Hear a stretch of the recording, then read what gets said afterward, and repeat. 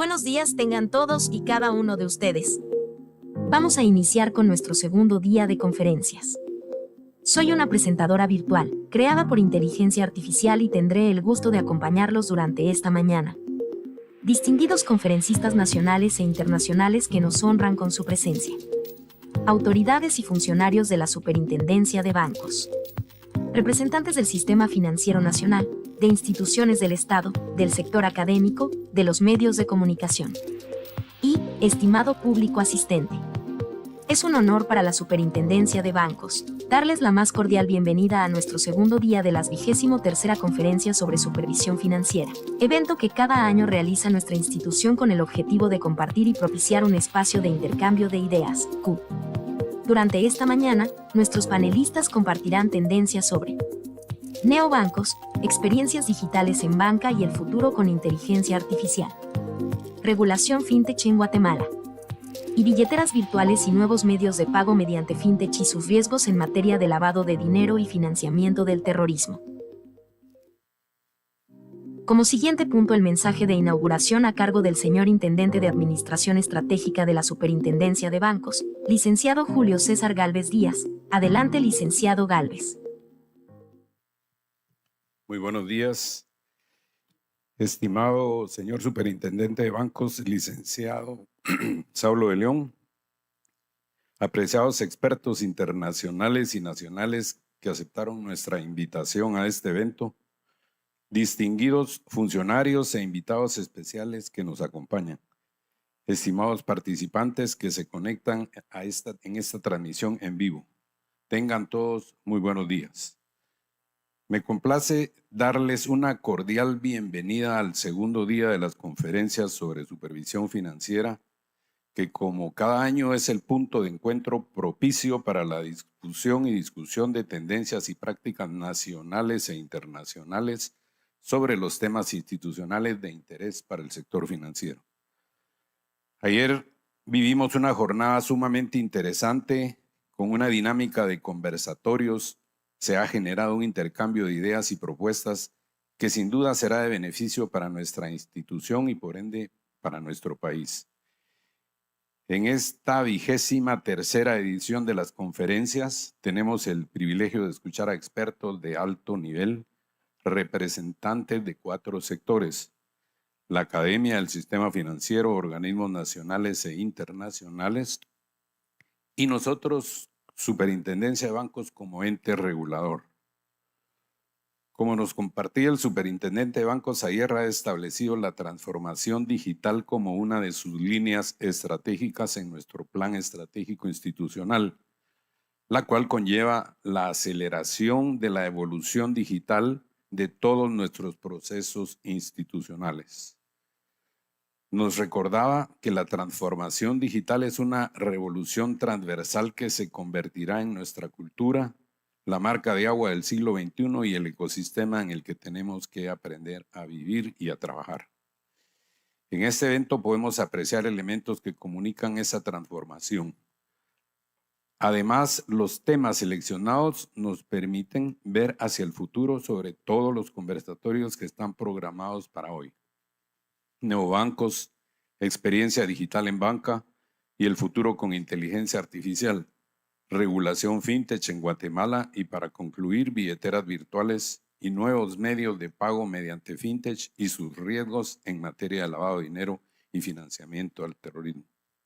Estos temas ponen de manifiesto la importancia de la innovación y adaptación a las nuevas tecnologías, las cuales cambian de manera exponencial. Deseo reiterar el agradecimiento a nuestros expositores, tanto nacionales como internacionales, por aceptar la invitación y enriquecer este evento con su participación. Estoy seguro de que tendremos otra jornada enriquecedora. Nuevamente sean todos bienvenidos a la 23ª Conferencia sobre Supervisión Financiera. Muchas gracias.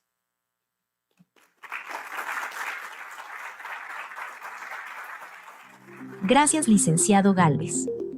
Antes de dar inicio con el programa preparado para esta mañana, me permito dar algunos avisos importantes. De ocurrir algún evento que amerite la evacuación de este salón, el personal de la universidad les guiarán hacia las rutas de evacuación, las cuales están ubicadas en los laterales de este salón. En todo momento rogamos mantener la calma y seguir las instrucciones del personal de seguridad.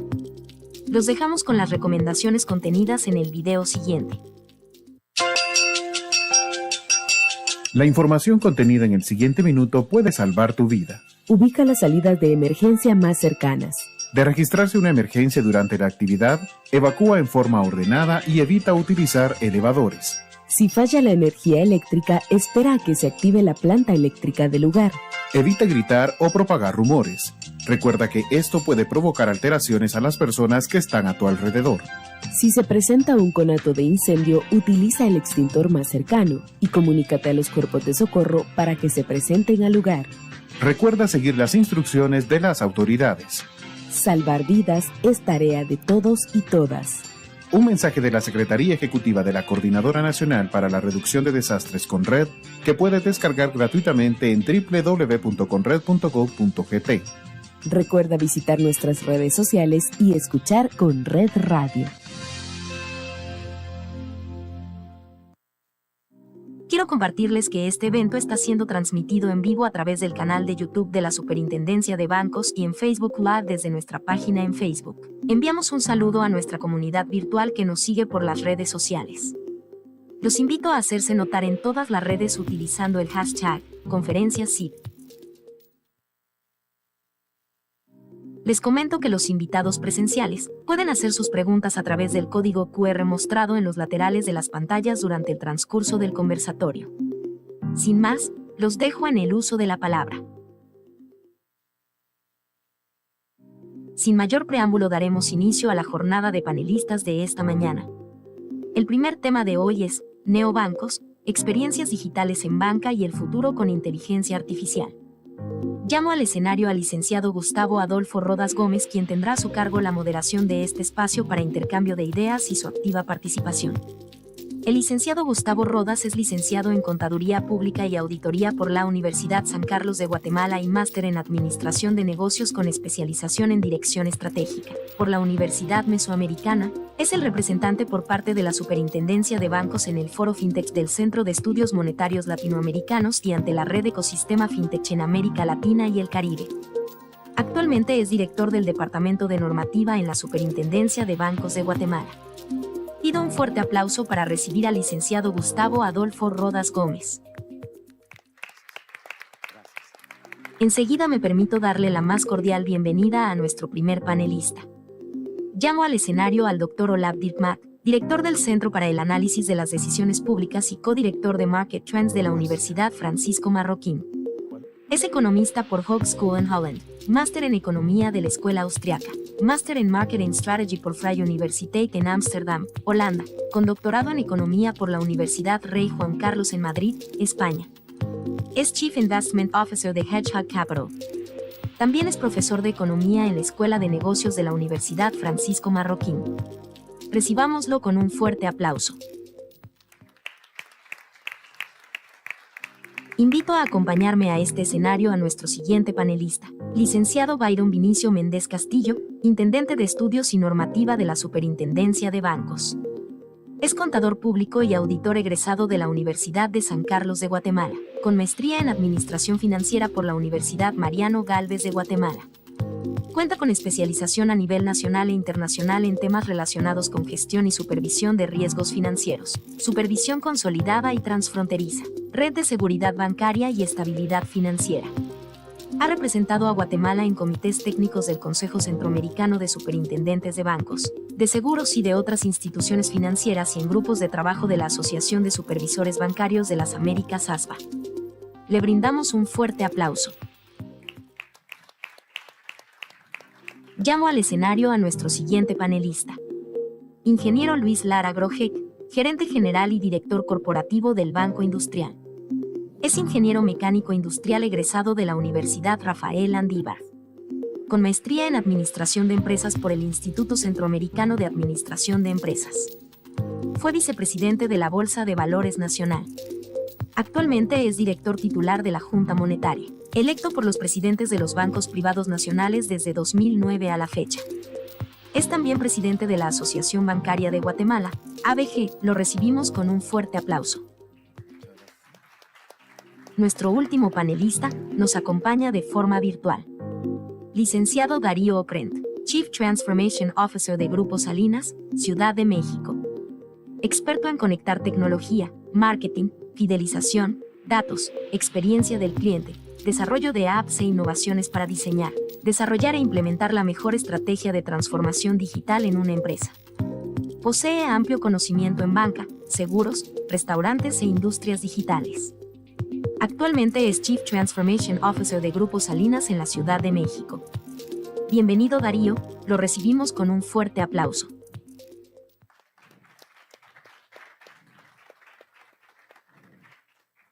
Muy bien.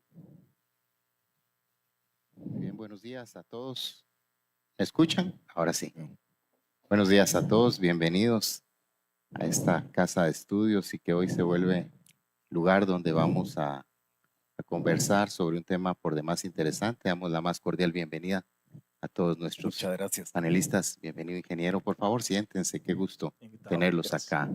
Siéntanse en su casa. Vamos a compartir un espacio interesante y ha sido la temática en estas actividades el hecho de poder comenzar con un pequeño esbozo por cada uno de los participantes para que nos den un poco su visión general. El tema de hoy es un tema por demás interesante. Siempre, cada día trae su propio afán, pero cada día trae cosas interesantes. El día de ayer estuvimos con una jornada intensa. Creo que fue muy gratificante. Hemos leído muchos comentarios y creemos finalmente que hemos llegado a un punto verdaderamente relevante de consensos, de ideas generales y todas en beneficio del sistema financiero y de la población también. Pero hoy el tema es un tema complejo, los neobancos, un tema que nos da de qué hablar, las experiencias digitales en la banca y también el futuro con la inteligencia artificial. A lo largo de este trayecto, que básicamente son 3 temas, pero que los 3 se conjugan en uno, estaremos conociendo los puntos de vista de la banca, la academia, el negocio, la superintendencia de bancos, y buscaremos al final llegar a conclusiones que nos permitan establecer una base sólida y una base de comprensión medible que nos pueda ayudar a todos a salir enriquecidos. Quisiera dejar en el uso de la palabra al ingeniero Lara para su presentación inicial, ingeniero. Muchas gracias, estimado señor superintendente, autoridades que nos acompañan, amigos panelistas, amigos todos, tengan muy buenos días. Voy a aprovechar unos minutos para comentar brevemente acerca de banca digital y neobancos. Los primeros TANes de Internet fueron en los 60, sin embargo, cuando ya se desarrolló la web como la conocemos, fue en alrededor de 1991. Pocos años después, en 1995, digamos que inició la banca digital versión 1.0. Una banca digital muy básica, enfocada en nichos específicos, sobre todo en depósitos. En el año 2010 inició la banca digital, llamémosle versión 2.0.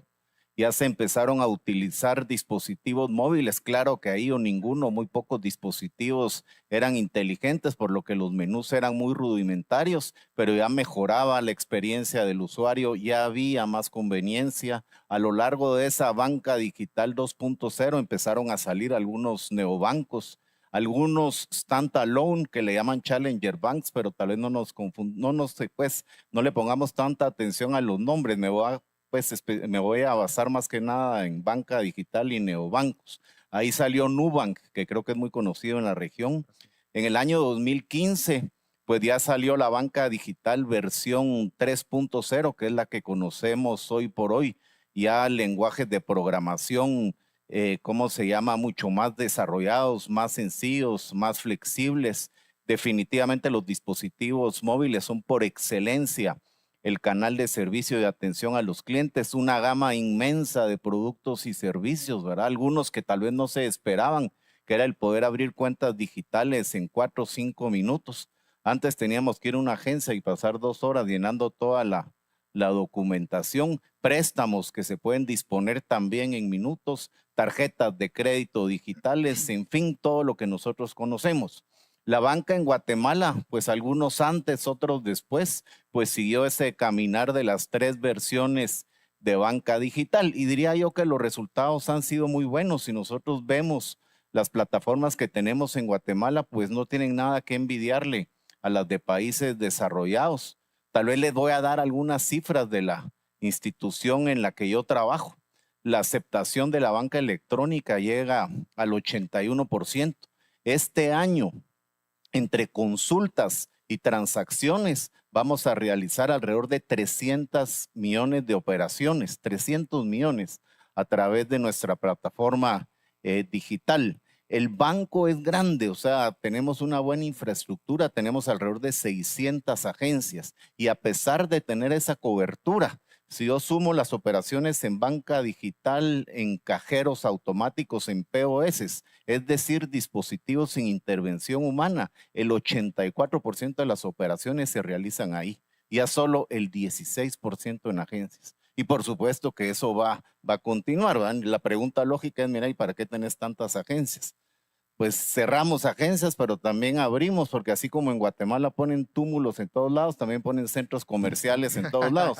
Entonces, en algunos, pues vemos que vale la pena seguir abriendo, pero va como que un poco en contra de la tendencia general. Algo que es muy importante son los costos. O sea, de acuerdo a nuestra contabilidad, una operación en banca digital nos cuesta 41 centavos. Mientras que una operación en agencias nos cuesta 3.58 quetzales. O sea, y eso evidentemente, conforme crezca el volumen, vengan las nuevas generaciones, por volumen se reducirá la digital y crecerá el costo en las agencias. Y ya este año sacamos nuestro neobanco, o sea, empezamos a trabajarlo el año pasado y sacamos ahorita una cuenta de depósito, remesas, biometría. Espero para final de año que tengamos tarjetas y préstamos. La pregunta que nos viene a todos en la mente es, mira, si te ha ido tan bien en la banca digital, ¿para qué sacar un neobanco? O sea, un neobanco pues tiene colorcitos, menús de una manera diferente, más amigable, pero si uno ve en el fondo lo que uno puede hacer en un neobanco es lo mismo que uno puede hacer en una banca digital. Pero la realidad es que la parte de atrás es totalmente diferente, o sea, por eso creo yo que valía la pena mucho hablar de las 3 versiones de banca digital. O sea, normalmente la banca digital pues fue sufriendo esos pasos, inició con softwares, con sistemas digamos bastante rudimentarios, pues ahorita ya se pasaron a Java, algunos pues programas muchísimo más amigables, muchísimo más flexibles, pero la banca digital de un banco por haber pasado y por pertenecer a una institución es como un transatlántico, ¿verdad? O sea, un barco muy grande, muy sólido, pero traten ustedes que un transatlántico cruce a la derecha o cruce a la izquierda o que dé vuelta en U, o sea, se vuelve un imposible. Lo que se busca en un neobanco es que sea una lancha de carreras, un speedboat, o sea, cruza a la izquierda, cruza a la derecha, o sea, hasta puede ser un trompito en el agua, etcétera. ¿Qué es eso? O sea, porque la parte de atrás de un neobanco, algo muy importante, tienen que ser sistemas de última línea, mucho programado en la nube, mucho basado en agilidad, o sea, una organización totalmente horizontal, ciclos cortos, quick wins, sacar continuamente productos nuevos, debe de guiar mucho la autogestión, la experiencia del usuario, flexibilidad y sacar continuamente productos nuevos como lo mencionaba, que eso es lo que los jóvenes quieren. ¿Va a ser los neobancos súper exitosos? Pues yo creo que sí hay que tenerlos, creo que sí van a tener algo de éxito, pero tampoco creo yo que vayan a ser como fue Nubank en Brasil. O sea, tal vez les cuento brevemente, pero Nubank fue fundado por 3 personas, pero uno de ellos se llamaba David Vélez, un colombiano que trabajaba en Sequoia, un fondo de inversión en Estados Unidos. Se fue a Sao Paulo porque querían abrir una oficina. Trató de abrir una cuenta bancaria y tal vez era como Guatemala antes. Ahora, gracias a nuestro señor superintendente, ya las cuentas se abren así, pero imposible, ¿verdad? Llenar así de papeles, exámenes médicos, hasta de la próstata seguramente, ¿verdad? Pero dijo, puchica, en lugar de enojarse, dijo, esta es la panacea. O sea, los bancos son tremendamente burocráticos. Los márgenes, aunque ustedes no lo crean, por ahí Brasil es un país en temas financieros muy desarrollado, o sea, un mercado de capitales muy por encima del mexicano, o sea, de primera, fondos de inversión, etcétera. Pero en tema de precios, una tarjeta de crédito en un banco tradicional les va a cobrar 300% de intereses. La tasa de referencia en Brasil está arriba del 11%, en Guatemala está al 5%, o sea, es caro. Entonces, el señor dijo, pues chica, aquí sí que está junto con otros dos socios, una señora y un señor, abrieron Nubank en el 2014, sacaron el primer producto. Ahorita tienen más de 40 millones de tarjetas de crédito. Cuando Bradesco e Itaú, que son los dos bancos insignes, tienen 50 millones de tarjetas. O sea, un éxito rotundo, ya sacó su cuenta, ganan como 600 millones de dólares al año. O sea, eso no va a pasar en Guatemala. O sea, porque Guatemala es un país muchísimo, muchísimo más competitivo. Pero sin embargo, tal vez sí hay que tenerlos. Al menos eso es lo que nosotros creemos. Cuando uno piensa en un neobanco, tal vez hay cosas diferentes. Aspectos claves, talento. O sea, ahí sí les va a tocar de repente contratar a aquellos jóvenes con tatuajes por todos lados, peludos, de repente aretes, ¿verdad? Pero resulta que son tal vez los mejores data analysts. O sea, nada de corbata. Le dicen a uno de ellos que lleve corbata. Por cierto, los felicito.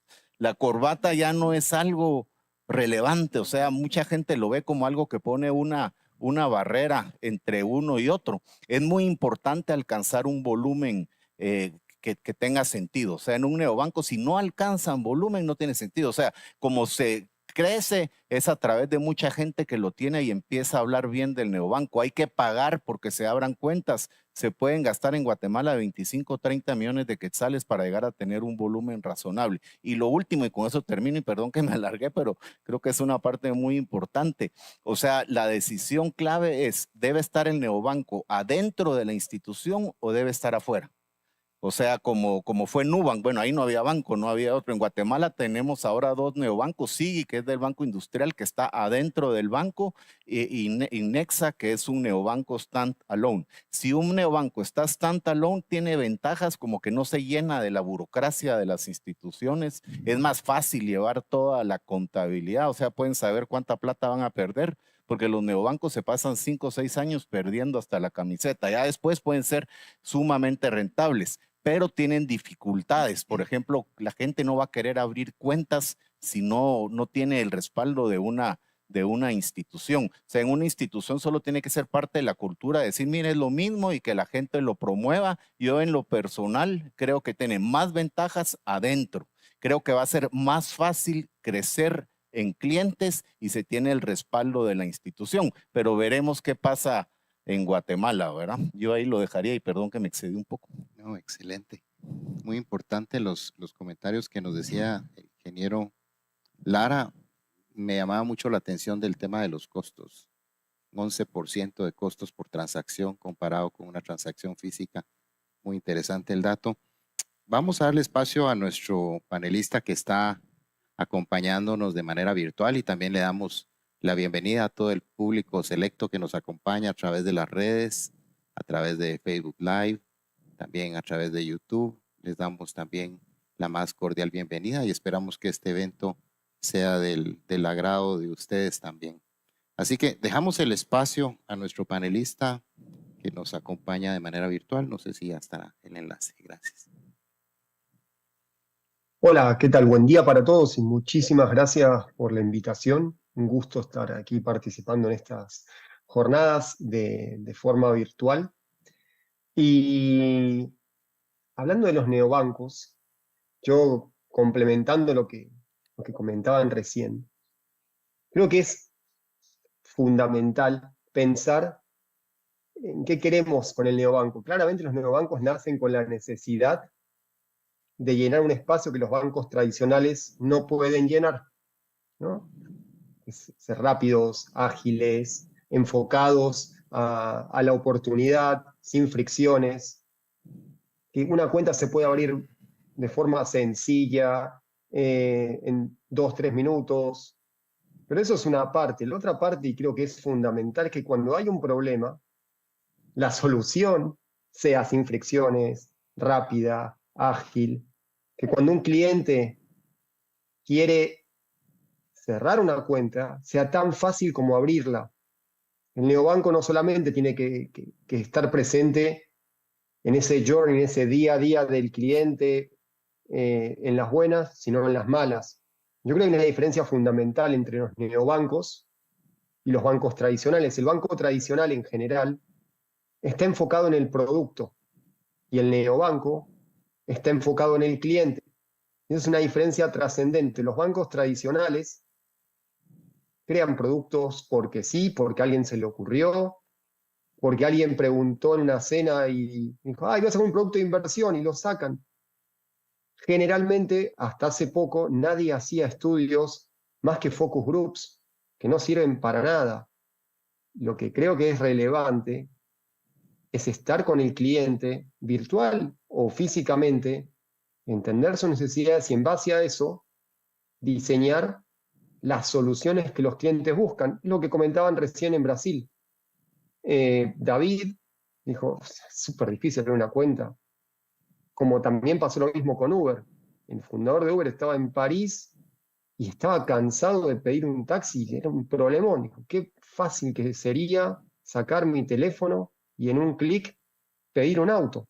¿No? Se enfocan en una solución en el día a día y eso es clave para los neobancos porque están enfocados a solucionar problemas cotidianos de la gente que son obvios, pero por pereza, porque es complejo, porque en la estructura en la que estamos montados es difícil mover cualquier cosa, es difícil crearlo. Yo creo que es fundamental crear carreteras alternativas para los neobancos. Estar en una estructura de un banco tradicional hace que todo sea complejo, lento, porque se contamina con los procesos. En mi experiencia, creando aseguradoras digitales también, me funcionó mucho más estar fuera del ámbito tradicional de la empresa y tener un carril alternativo. ¿No? Recording in progress. Creo que lo importante en los neobancos tiene que ser crear productos que generen ese efecto wow, ¿no? Ese efecto en que la gente se enamore. Y no son productos realmente en un punto innovadores, hasta en un punto son obvios. Lo que pasa es que nadie los hizo porque están todas las empresas enfocadas en el día a día. Yo creo que en Centroamérica en particular hay muchísimas oportunidades para los neobancos y en diferentes segmentos, obviamente en segmentos B, C+, para productos inteligentes e interesantes en inversión, tarjetas de crédito, productos realmente que vienen a ocupar un lugar en el cual gente con capacidad económica media, media alta, hoy no quiere ir a un banco a hablar con su banquero, con el banquero de su papá, quiere hacer las cosas de otra forma. También hay una oportunidad gigante en el segmento C-D, en la primera interacción de la gente con una institución financiera. Gente que está lejos de un banco, gente que no quiere o no puede acceder a una sucursal bancaria porque le da miedo, por X o Y motivo. Y como pasó en África, como pasa en la India, el poder tener la posibilidad desde su celular, Android, sencillo, bajarse una aplicación muy liviana, en 5 minutos tener una cuenta bancaria, su primera interacción con ese mundo financiero, que la experiencia sea agradable, tener una tarjeta de débito que le permita eventualmente sentirse parte de algo que hoy no es, acceder a crédito, fundamental. Pero claro, hay que echarse un clavado, como se dice, en los segmentos, ¿no? y entender las necesidades. Y hay un segmento para mí que es impresionante en temas de neobancos, que en Europa ya está funcionando muchísimo, es el segmento PYME, que muchas veces se deja de lado, pero el segmento PYME, changarro, más pequeña que mediana empresa, tiene una necesidad enorme de servicios financieros que se adapten a ellos. Y ya hay muchísimas historias de éxito en México, de hecho hay uno, Oyster, que funciona también muy bien. En Europa hasta Revolut ya tiene una parte de business. Entonces, creo que los neobancos tienen una gran posibilidad no solamente de nacer, sino de ser muy exitosos y ser un contender realmente importante versus los bancos tradicionales. Eso es lo que tenía para decir en temas de neobancos y dejo hablar a los demás, sino también me voy a extender muchísimo. Muchas gracias. Qué interesantes los puntos que nos menciona Darío, porque él hace referencia a un pensamiento fuera de la caja tradicional. Es decir, un pensamiento no enfocado en el producto, sino en la persona. Y justamente tiene que ver mucho con llenar espacios vacíos, que los espacios hacia los que no se había logrado llegar, que a través de estos mecanismos se logra penetrar a un segmento, pues por supuesto, más joven. Ayer comentábamos que 2/3 de la población del país tienen menos de 30 años. Eso ese es un dato relevante porque tenemos una población sumamente joven y pues yo todavía no me gusta a veces girar un cheque a mano, ¿verdad? Como que siento todavía disfrutármelo, pero esto ya quedó en el olvido. Yo creo que eso va a quedar como en los museos o en cosas así, porque todo ha cambiado y lo vemos en las generaciones más jóvenes que llevan ese impulso y una velocidad también superior. Dejamos el tiempo contigo para tu espacio inicial. Gracias. Quería poner en contexto histórico un poco la idea de inteligencia artificial, que parece una palabra de moda. Nosotros tenemos una plataforma de fintech en Holanda y uno de nuestros socios era el exdirector de ING Direct en Estados Unidos. Su idea cuando entró al mercado de Estados Unidos era el siguiente: abrir un banco sin sedes físicos. Y entonces lo que hacía era una especie de atención por teléfono con respuestas automatizadas. Eso fue en la época previa al Internet, que por cierto, yo soy el único aquí con corbata, casi me hiciste sentir mal, pero fue una reunión de banqueros y soy el único no banquero, no tiene una corbata.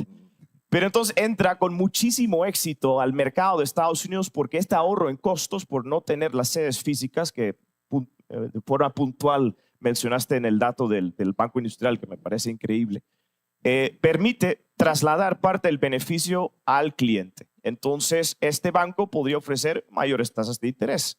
Y esta idea, esta búsqueda por ahorrar costos es continuo y lo que estamos siendo testigos de una tendencia similar en la actualidad.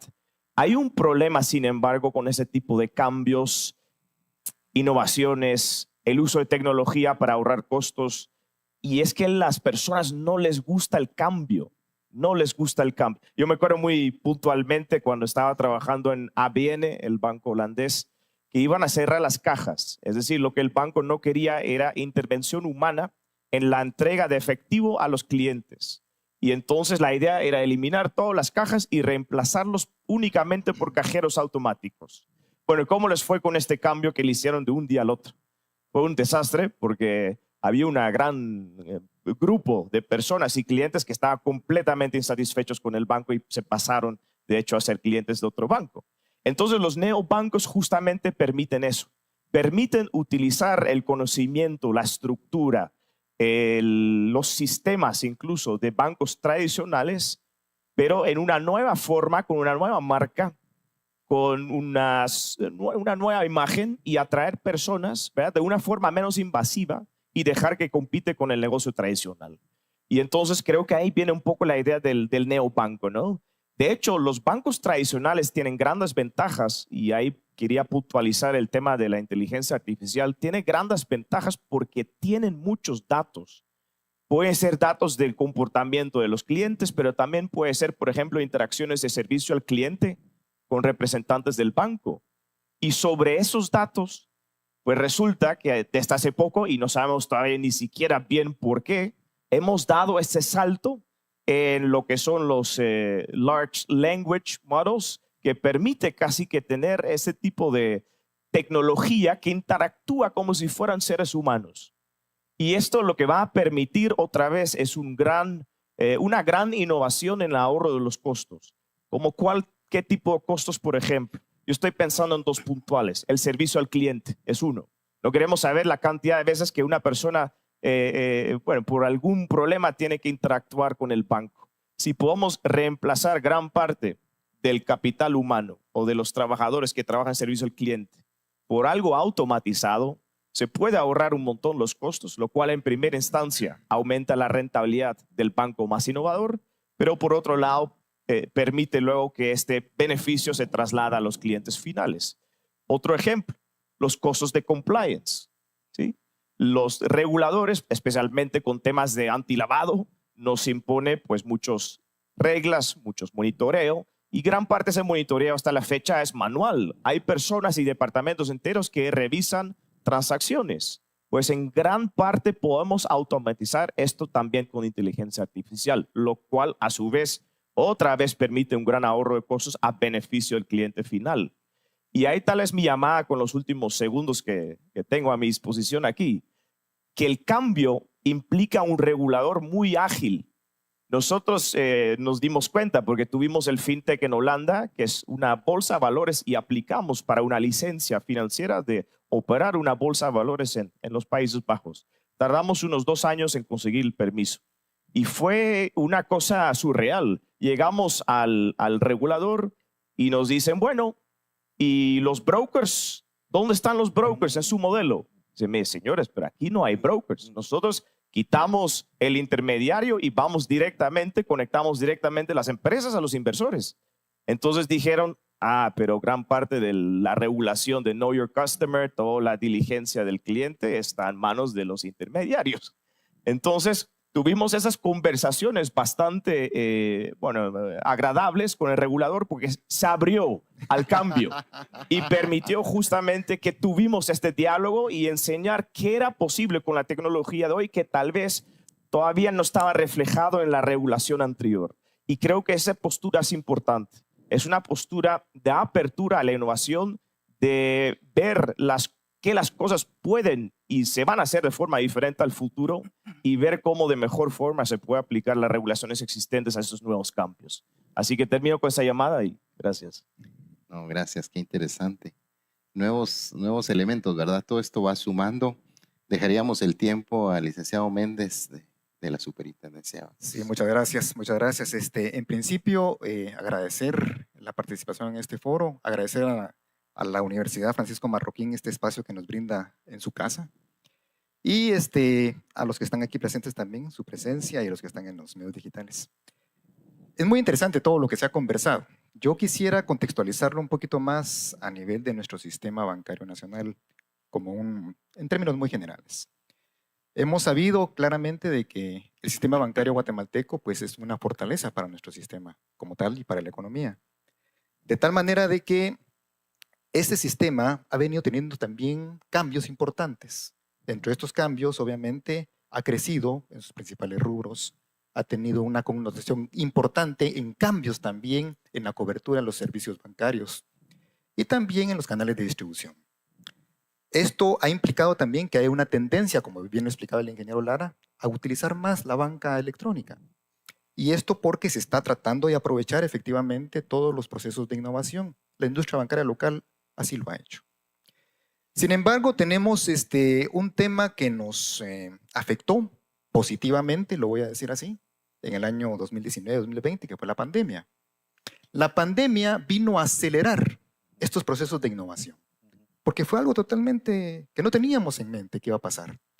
De manera de que esto nos obligó, tanto al sistema financiero como a la superintendencia de bancos, a tomar acciones en donde teníamos que tener un acercamiento con el cliente o con el depositante en este caso, pero sin dejar de prestar los servicios que se estaban prestando y en la forma en que se estaban prestando.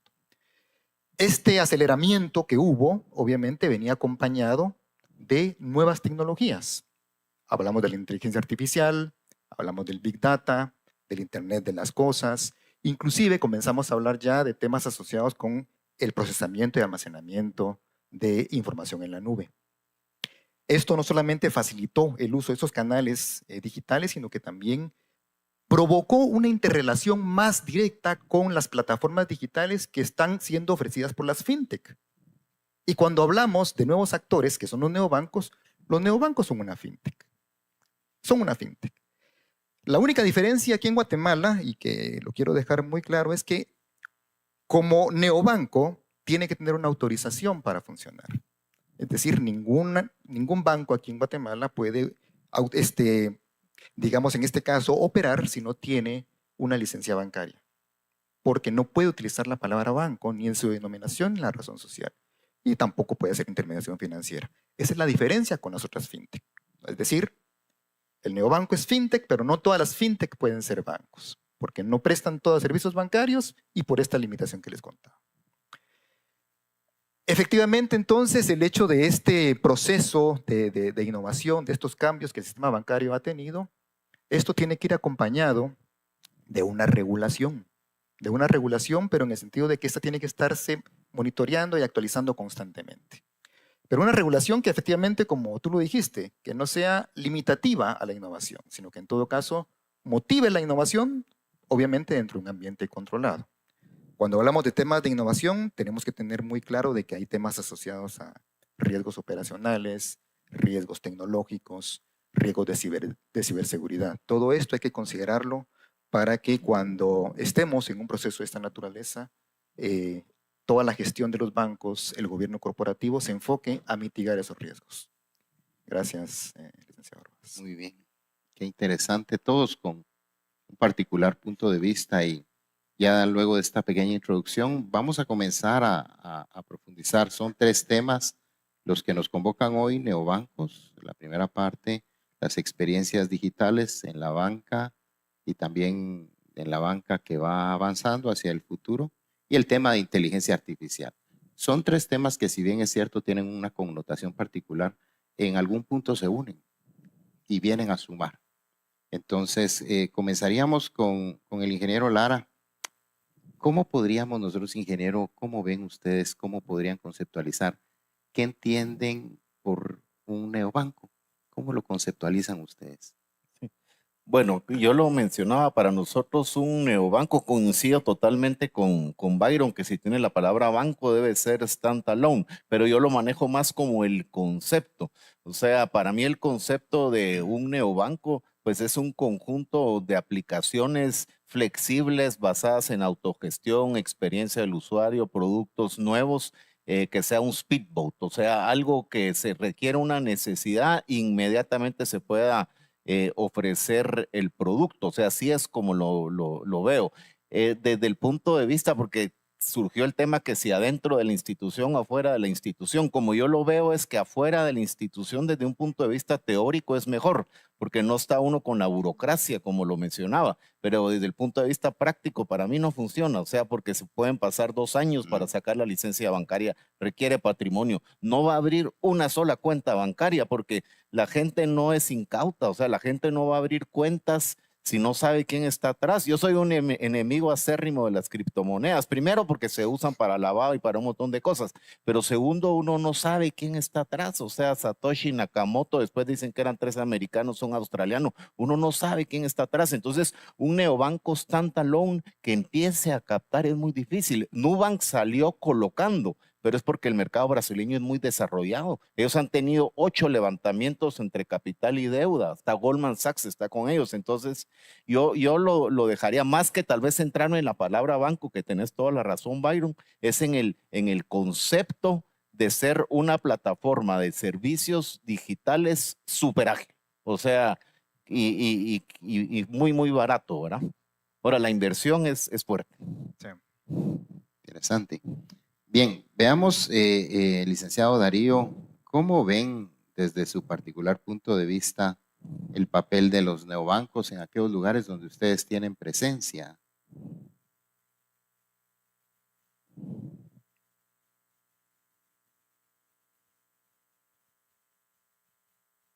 Perdón, te perdí un poco y no escuché la pregunta. ¿Si la puedes repetir? Con mucho gusto. ¿Cómo ven ustedes desde su particular punto de vista, licenciado Darío, este papel de los neobancos en aquellos lugares donde ustedes tienen presencia regional por los negocios que desarrollan? ¿Cómo ven esa interacción? A mí me parece fantástico. Me parece fantástico que existe la competencia. Me parece que es necesaria y lo más necesario es enfocarse en lo que el cliente quiere y no en lo que nosotros como instituciones o autoridades pensamos que quieren. Al final, podemos crear lo que nosotros pensemos como mejor experiencia, podemos estar a favor o en contra de las criptomonedas, pero el que decide es el cliente y decide por su conveniencia. Creo que nosotros tenemos que enfocarnos en el cliente y no en la competencia y crear de esa forma las mejores experiencias. Y a mí me encanta que haya competencia y me encanta que existan cada vez más propuestas, no solo del neobanco tradicional, sino también de experiencias omnicanales, porque al final el cliente de transacciones solamente online o no va a depender de su conveniencia. A mí me parece fantástico que existan neobancos que tengan pequeñas oficinas o utilicen los changarros para algún tipo de servicios, porque lo que tenemos que buscar es la conveniencia hacia el cliente, su comodidad. Muchas veces nos olvidamos, por regulación, por lo que sea, que el que termina eligiendo es el cliente. Y obviamente nosotros como institución financiera tenemos que brindar la mayor seguridad, el mejor proceso de KYC, de AML, etc. Y ahí estamos súper clavados, porque el lavado de dinero es un problema gigante, pero posterior a que tenemos toda la información del cliente con la mayor seguridad, tenemos que dejar que el cliente transaccione de manera más cómoda, fácil, segura. Y de nuevo, volviendo al inicio, a mí no me preocupan los neobancos, al contrario, me encanta que cada vez haya más propuestas digitales. Nosotros en México en particular, no solamente tenemos el banco digital más grande, sino tenemos una super app que es realmente muy disruptiva. Y en Centroamérica, bueno, tenemos presencia en 3 países, estamos desarrollando nuestra estrategia digital ahora en el banco en particular y en todas las líneas de negocio en general, pero a mí me encanta pensar que cada vez va a haber más competencia, más inteligente, más interesante, que nos va a hacer mejores a todos, y bienvenida a esa competencia, porque al final del día quien va a ganar siempre es el cliente, es lo que tenemos que trabajar muchísimo, y estar muy contentos en que el cliente siempre tenga la mejor oferta posible. Muchas gracias, licenciado Darío. Y la academia, ¿cómo ve la academia esto de los neobancos? Hemos visto nosotros que a nivel de definiciones sobre neobanco, un challenger bank, un digital bank, hay diferentes definiciones dependiendo quién las emite, pero ¿qué piensa la academia de los neobancos? Yo primero pienso en posibilidades, es decir, si tenemos un equipo de ingenieros que es más grande que banqueros que atienden realmente a personas, se puede innovar en ese sentido. El banco hoy día, el banca en línea, es algo muy rígido. Ustedes entran a su cuenta y ven un estado de cuentas de las últimas transacciones y hay un saldo por pagar o hay un saldo a favor y ahí termina un poco la experiencia bancaria. Lo que se está viendo en mercados como los mercados europeos es que la banca está convirtiéndose en una especie de asistente personal financiero. Es decir, si ustedes tienen saldo en su cuenta de ahorros y está ahí por más de 2 meses, ¿por qué no hay algún tipo de notificación, algún tipo de consejo, algún tipo de recomendación de qué hacer con ese dinero? Y esto se puede automatizar. Lo que antes requería una fuerza de ventas increíble, que además era de alguna forma invasivo porque te llaman en tu horario de trabajo y tal, no. Ahorita estoy en mi casa a las 8 de la noche viendo televisión, veo una notificación, tiene saldo tal disponible, ¿por qué no haría algo con él porque está perdiendo tal y tal cosa? Bueno, eso es un servicio ya personalizado. La banca se vuelve un servicio personalizado. Los neobancos justamente son muy adecuados para eso, ¿no? Porque la estructura, la organización es mucho más ágil. Sin embargo, también tengo dos temas sobre el tema criptomonedas que creo que es importante mencionar. Había una iniciativa de un señor que se llama James Turk y él quería inaugurar una moneda digital pero basado en el oro físico. Nunca podría llevar a cabo su proyecto. Después del blockchain y el Bitcoin, los reguladores, porque era efectivamente imposible regular el Bitcoin, empezaron a dejar más espacio y más margen y empezaron a permitir ciertas innovaciones que antes no se permitían. Entonces, si hablamos del lado positivo, creo que abrió un poco el cambio por parte de los reguladores para permitir justamente mayores innovaciones. Y ahí tal es mi advertencia para terminar. Hay un problema de sobreregular un sistema bancario, porque lo que crea son justamente alternativas fuera del sistema tradicional, fuera del alcance del regulador, y se crea una banca en sombra. Es decir, cuando tienes un gobierno y pues luego un ente regulador que sobreregula la materia, Lo que termina es incurriendo demasiados costos, demasiados trámites, demasiados tiempos y atrasos, y entonces se desarrolla el sistema bancario de forma descentralizada fuera del alcance del gobierno. Pues si eso es lo que quieren evitar, hay que evitar justamente sobreregular el sistema.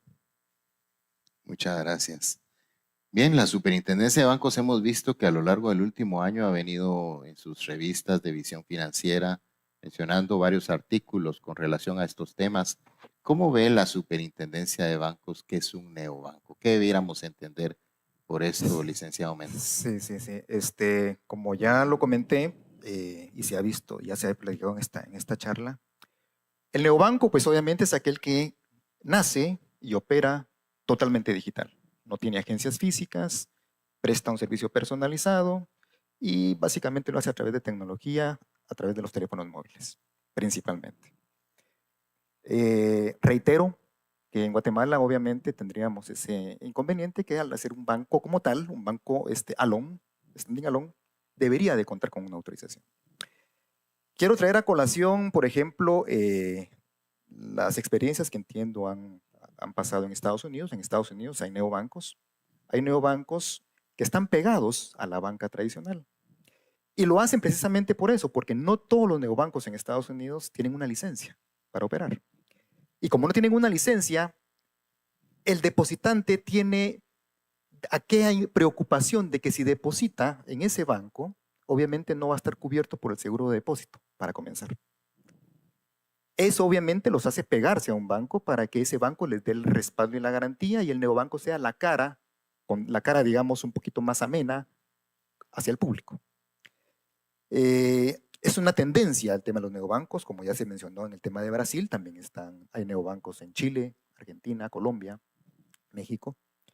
Pero obviamente esto viene para quedarse y a competir. Los Challenger Bank y los neobancos al final son lo mismo, lo único que al final de cuentas el Challenger Bank viene a ser un retador muy importante a la banca tradicional. Y eso hay que tomarlo en consideración porque reta precisamente a que la banca tradicional dé pasos muy importantes hacia la digitalización, tal como está sucediendo hoy en nuestro país. Pero quería traer a colación esto. También hay temas en donde hemos visto que hay bancos que operan de una manera híbrida. No sé si todavía hay un banco en Estados Unidos que se llama Capital One. Capital One es un banco que es un banco digital, pero tiene una característica muy importante, que para no dejar de tener ese contacto con el cliente, lo que hizo Capital One fue abrir un Capital One Café. Es una forma distinta de presentarse a un cliente, porque dice, mire, venga usted conmigo, vaya a tomarse su café, como que vamos a Starbucks o a un barista, pero sabe que la persona que lo está atendiendo ahí le va a solventar dudas de lo que usted pueda tener con ese banco. Pues son temas que son innovadores y creo yo que hay que tomarlos en consideración para temas a futuro. Muchas gracias. Muy bien, ya se nos antojó el café. Sí, claro, por favor, ingeniero Lara, con todo Tal gusto. vez solo una reacción a los comentarios de Olaf y Darío, pues de que tiene que haber mucha competencia, muchos servicios, no sobre regular. Estoy totalmente de acuerdo. La regulación, la supervisión debe de ir de la mano del riesgo. O sea, no es lo mismo que alguien abra una cuenta donde van a manejar millones de quetzales que un empleado o alguien de la economía informal decida formalizarse y abra una cuenta donde va a manejar 5,000 quetzales. O sea, si alguien va a manejar 5,000 quetzales, los requisitos de apertura deberían de ser casi que nada. O sea, porque donde más se puede lavar dinero es en efectivo.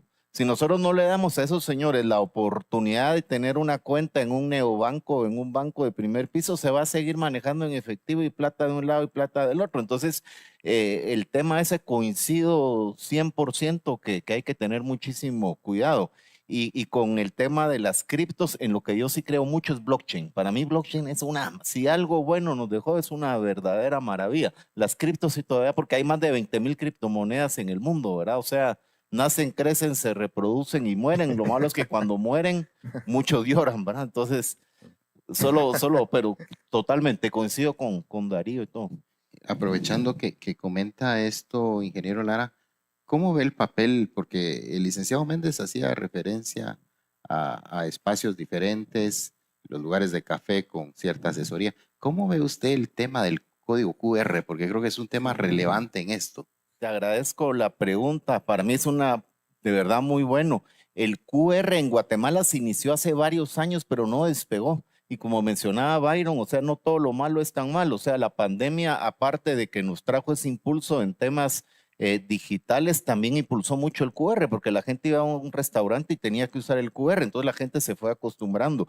El QR va a cambiar la metodología de pagos en Guatemala. O sea, de verdad, aunque suenen, mire, este está loco, pero de verdad en Guatemala en 5 años yo creo que el efectivo va a ser muy escaso. Nosotros hicimos una prueba, o sea, porque con el QR ustedes pueden, yo le puedo transferir a Olaf dinero en el QR, también lo puedo hacer a través de la banca electrónica, pero si yo voy, por ejemplo, a comprar verduras en Escuintla, paro con el carro y toda la cuestión, yo le puedo pagarle la tienda con el QR. O sea, el QR va a estar en un estrato más abajo, arriba va a estar la tarjeta contactless, pero todos los pagos, o sea, nosotros hicimos una prueba en el banco de una señora que vendía manías y estaba feliz con el pago del QR porque a la mitad de la mañana ya se había acabado su inventario. ¿Y qué era lo que pasaba? Que si vende vende manías, ¿verdad? Dice son 15.33. La gente dice, o sea, solo tengo un billete de 50 o pago con de a 20 y me van a dar no sé qué hago con las fichas. Y, en cambio, con el QR, páseme su QR, pum, pum, deme las manías y me las llevo. Entonces, te va a cambiar totalmente el sistema de pagos en Guatemala. Pero ahí es donde se necesita lo que mencionaba Olaf, que no haya sobreregulación, sino que motivemos a toda la gente a que tenga su cuenta bancaria y que pueda manejar ese tipo de operaciones. Son más seguras, son trazables, o sea, la hora de lavado de dinero es muchísimo más fácil y nos vamos olvidando del enemigo número uno. Antes el enemigo número uno era el cheque de la banca y de las personas por los riesgos, ahora es el efectivo. Hasta para temas impositivos, pues es muchísimo más fácil de medir. O sea, sí va a cambiar al país, o sea, sí hay que meterse fuerte en QR. Excelente. Hemos visto que a lo largo de esta primera parte, cada uno de los expositores ha dado su particular punto de vista sobre los neobancos y podríamos ir sintetizándolo más o menos de la forma siguiente, retomando un poco las palabras de ellos. Es una institución que debe contar con una licencia con el rigor de ley, porque utiliza la palabra banco. Eso nos ha quedado a todos bastante claro. Debe de tener su proceso de inscripción formal, pero también es una institución que está orientada hacia las personas y no hacia los productos. Con un enfoque particular, lo mencionaba el ingeniero Lara, el hecho de probablemente tengamos que traer talento un poco diferente al que estamos acostumbrados y muy enfocado en un proceso innovador que permita llegar a todos desde un celular. Es decir, algo completamente diferente. Hemos mencionado que en el país hay 20 millones de celulares y 17 millones de personas, es decir, tenemos más teléfonos que personas. Eso nos pone en una situación interesante y tenemos una población muy joven. Así que podríamos ir aterrizando en estas ideas y tal vez algo muy importante es la explotación de ese código QR. Todavía nos puede servir para mucho más y debiéramos de aprovecharlo. Una institución ágil, muy segura y muy orientada en las personas. Hablemos un poco del siguiente tema, porque son varios temas.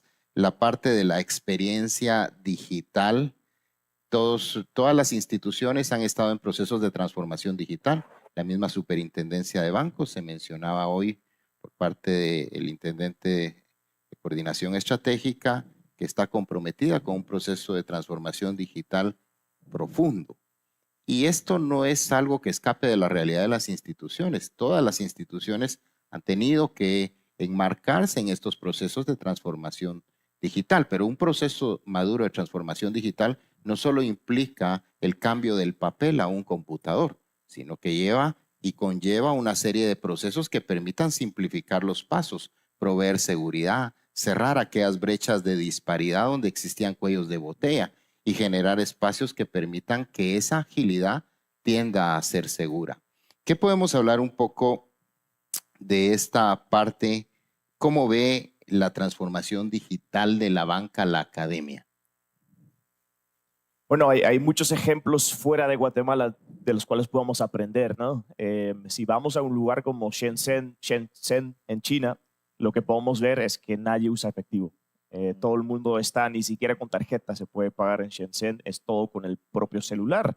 Incluso un pequeño heladito, pues solo puedes llevar el celular a pagarlo. Entonces, eso cambia fundamentalmente cómo la gente hace negocios. Tenemos la integración de tecnologías de comunicación con tecnologías de pago y los dos apoyan uno en el otro. Un poco el ejemplo que se dio aquí con la vendedora de manía. Pero a esa escala creo que vamos. Hay muchos ejemplos de los cuales podemos aprender. Como dije, la idea de la banca como un asistente personal financiero que te da consejos de tu presupuesto, de tus gastos mensuales, cuánto gastas en comida, cuánto gastas en suscripciones, cuánto gastas en licor. Yo no sé, pero de todo es posible en este mundo y vamos de un mundo donde el producto reina, vamos cada vez a una experiencia personalizada, es decir, un banco que solo existe para el cliente final y que tiene una relación casi que directo con el banco.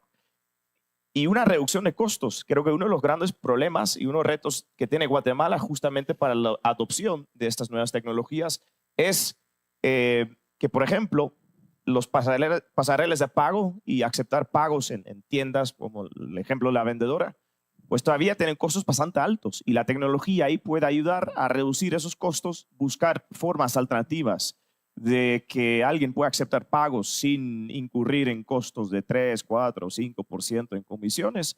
Y en efecto, esto creo que es inevitable que va a pasar en Guatemala. Entonces, la verdad que como por parte de la academia, como lo mencionaste, con ansiosamente estamos viendo qué nos trae el futuro. Y creo que el futuro está mucho más cerca de lo que muchos piensan.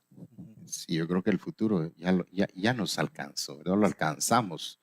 Gracias, Olav. Perdonen que a ustedes les mencione su nombre y no su apellido, pero no quiero cometer alguna imprecisión. Está perfecto, no te preocupes. Darío, tú que nos acompañas de manera virtual, ¿tú nos puedes contar un poco, en función a la experiencia que ustedes tienen en este grupo tan relevante a nivel internacional, cómo han sido estos procesos de maduración de transformación digital y qué dificultades son las que han encontrado? A ver, creo que lo primero tiene que ver con cambiar esa visión de producto a visión cliente, ¿no? Y todo el proceso de UX que eso implica, de experiencia de cliente, cómo entendemos al cliente para ofrecerle el producto indicado por el canal adecuado en el momento correcto. Eso es fundamental. Porque si no entendemos al cliente no podemos realmente avanzar ni conectar con él ni ser empáticos. Si no somos empáticos vamos a seguir desarrollando soluciones que se nos ocurren en un escritorio y no que el cliente realmente necesita. Obviamente todo esto tiene un fuerte componente en una estrategia de datos poderosa, ¿no? Si yo quiero conectar con el cliente y transformar digitalmente a mi empresa, tengo que conocerlo y para conocerlo necesito datos que justamente me ayuden a entender cómo, entender o también estimar cómo se va a comportar para justamente poder hacer esas soluciones.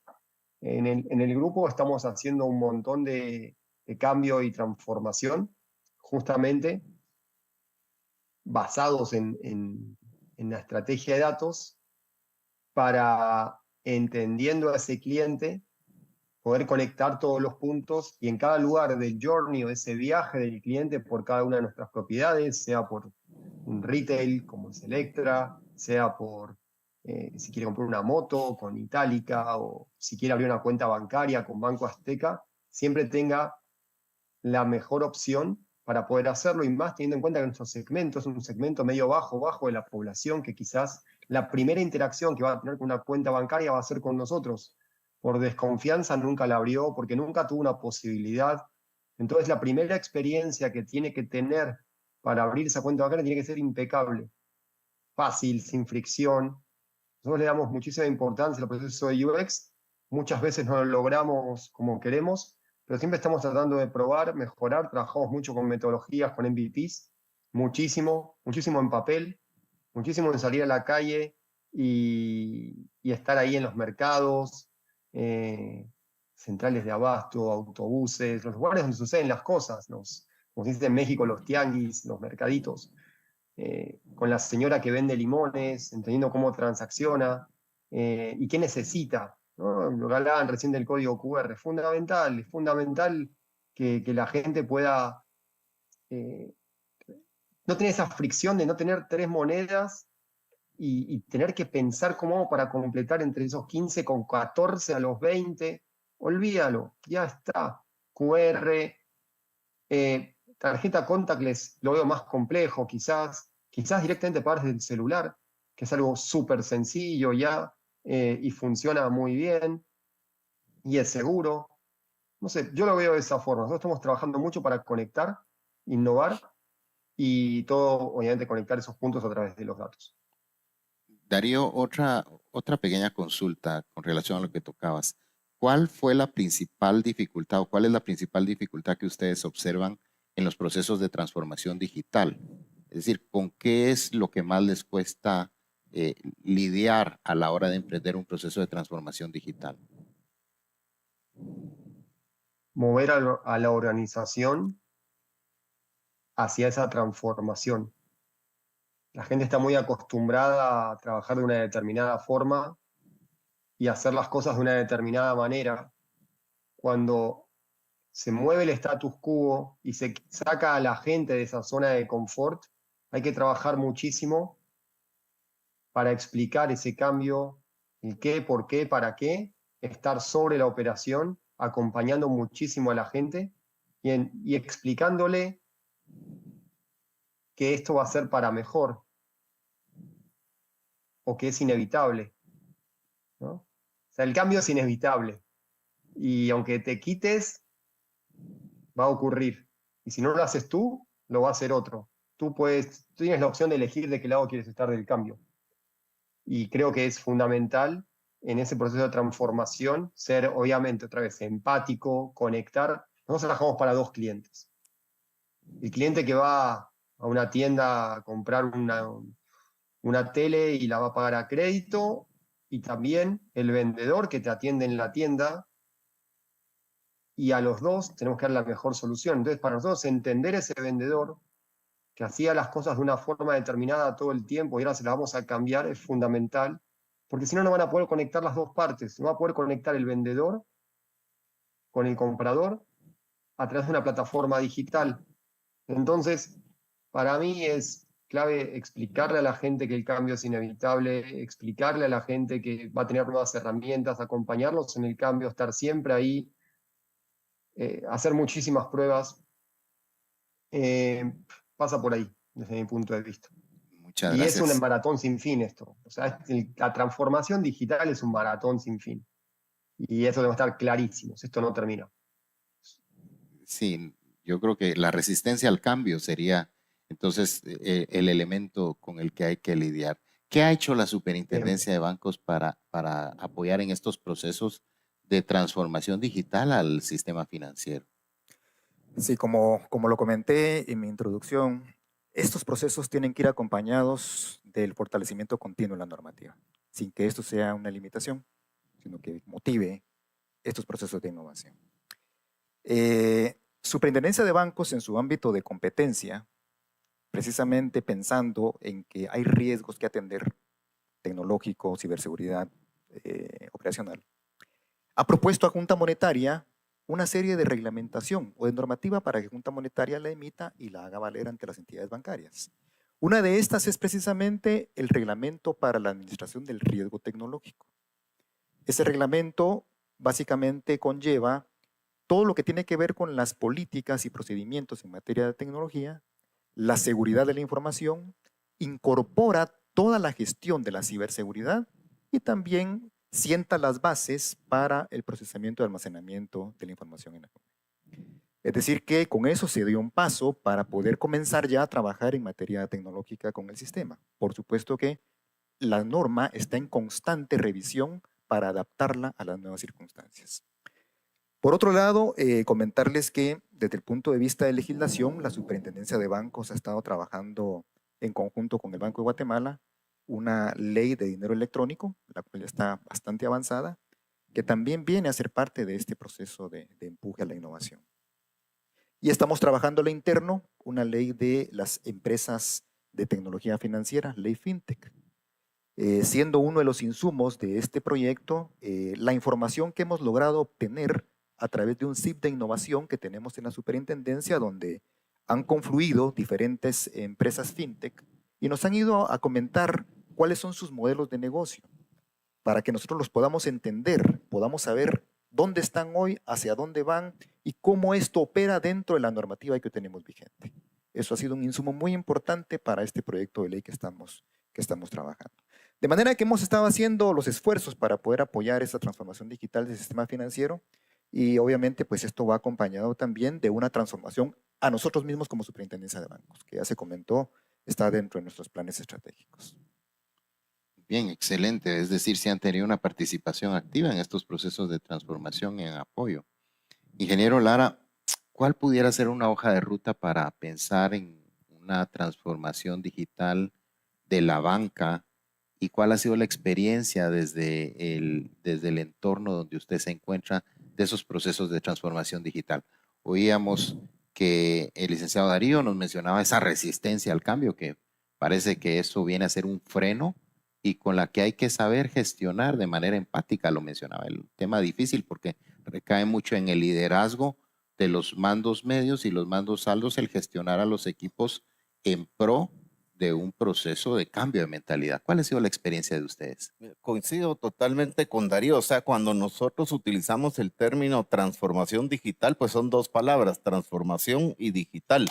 Por la connotación, como que tendemos a enfocarnos mucho en la palabra digital, pero como lo mencionaba al inicio con la banca digital 1.0, 2.0, 3.0, o sea, digital lo hemos venido operando todos desde hace 30 años. O sea, a lo que le tenemos que poner muchísima atención es al término transformación, porque transformar lo que significa es cambiar la cultura, una cultura de cambio, una cultura hacia el futuro. Creo que una manera pues de transmitir un mensaje es cambiar un poco la organización. Las organizaciones anteriores eran muy jerárquicas, ¿verdad? Se tenía un jefe que somataba la mesa y todos los demás tenían que hacer lo que él decía. Los líderes de ahora influyen.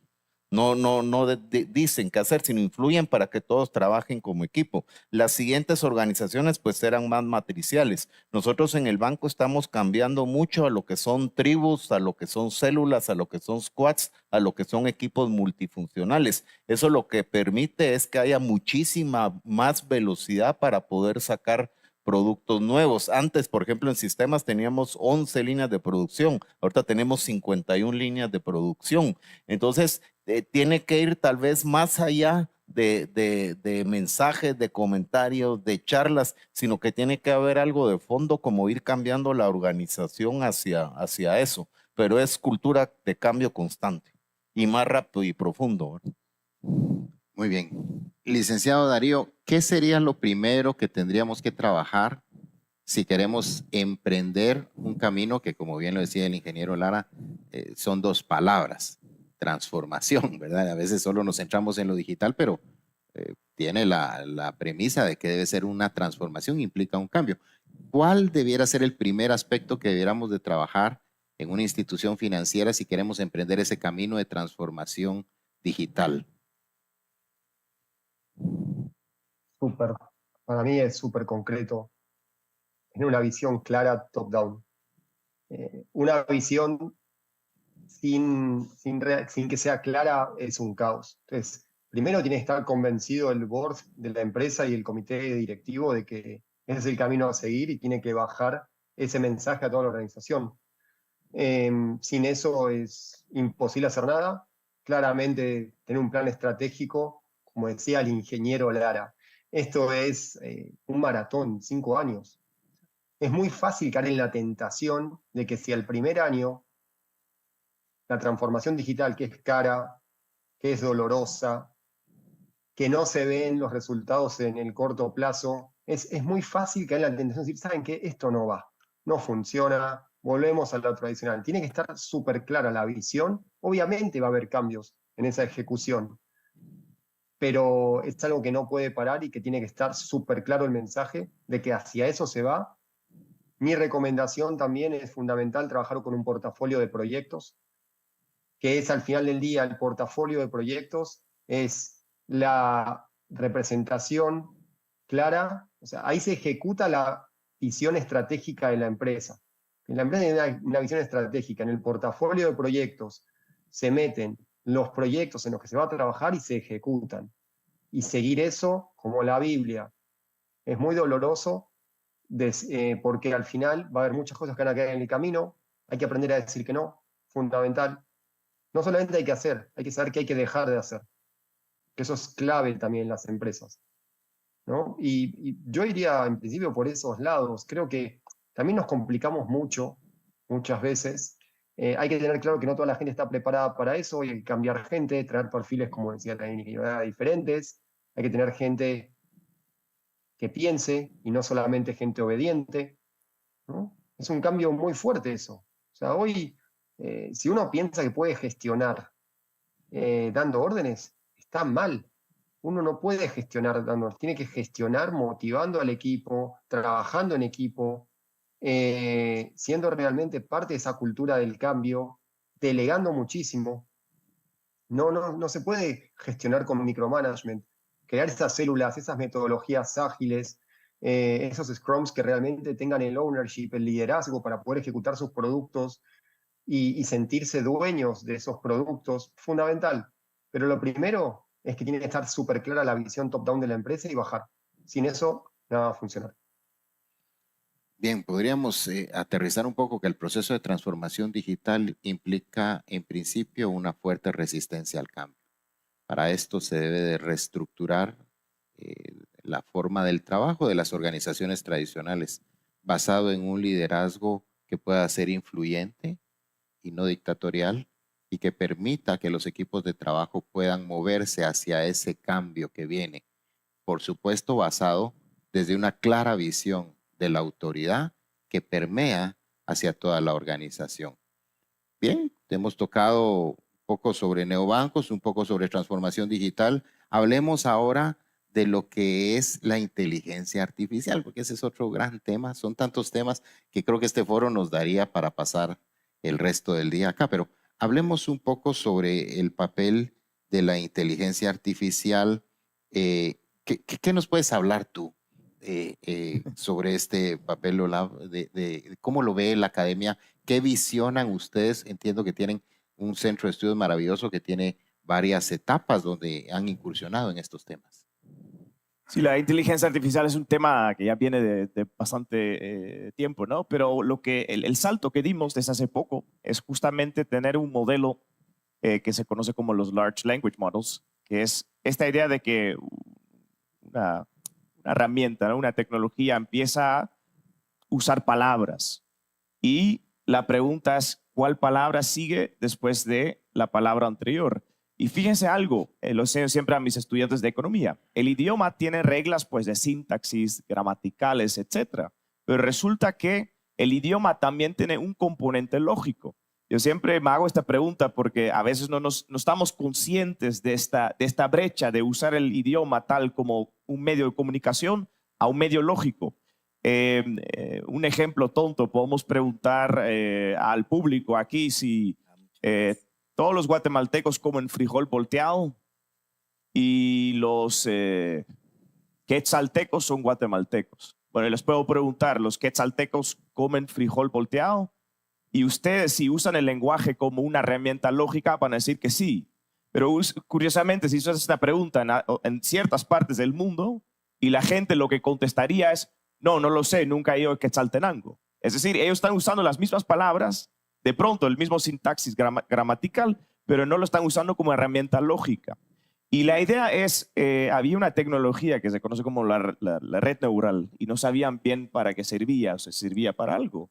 Y resulta que podemos entrenar con un montón de datos estas tecnologías basadas en redes neurales para que empiecen a funcionar un poco como el cerebro humano, en el sentido de buscar conexiones y buscar esa lógica subyacente en el idioma.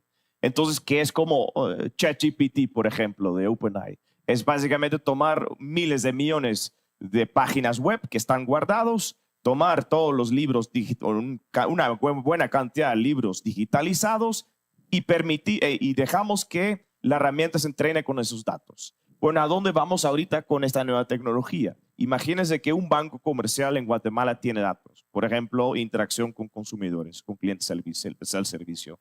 Ellos pueden suplementar estos datos, es decir, lo que está guardado en la web y lo que está en libros digitalizados o digitalizados, lo puede suplementar con datos internos de la empresa y puede tener una inteligencia que puede automatizar ciertas funciones básicas. Fíjense que si el trabajo de un banquero puede ser reemplazado por otra persona de forma bastante fácil, esta herramienta puede reemplazar a ambos trabajadores. Es decir, ese salto se puede dar en un montón de contextos. Gestión bancaria básica, que se hace con liquidez. Compliance, ¿verdad? Monitoreo de transacciones sospechosas. Servicio al cliente, pero también consejos de inversión. Es decir, nosotros trabajamos en ABN y lo que dimos a los asesores financieros es un manual y decir, mira, si el cliente viene con esas características, recomienda este producto. Bueno, ese tipo de entonces esto se puede automatizar perfectamente con una inteligencia artificial que ChatGPT solo es por palabra escrita, pero muy pronto y mucho más pronto de lo que muchos creen, se puede suplementar con primero imágenes visuales y después con video. Y esto va a revolucionar todo el sistema bancario y creo que bastante más pronto de lo que es. El blockchain es una tecnología muy interesante, pero los usos del blockchain no son directamente entendibles. Hay que ver, ¿no?, dónde se puede aplicar esa tecnología. Siento que la inteligencia artificial que viene en tiempos recientes tiene aplicaciones muy concretas y por lo tanto la adopción va a ser probablemente más rápido que una tecnología como blockchain, que era una palabra de moda hace un par de años. Ya no hay mucha gente hablando de blockchain. Esta conferencia habla de inteligencia artificial y no de blockchain.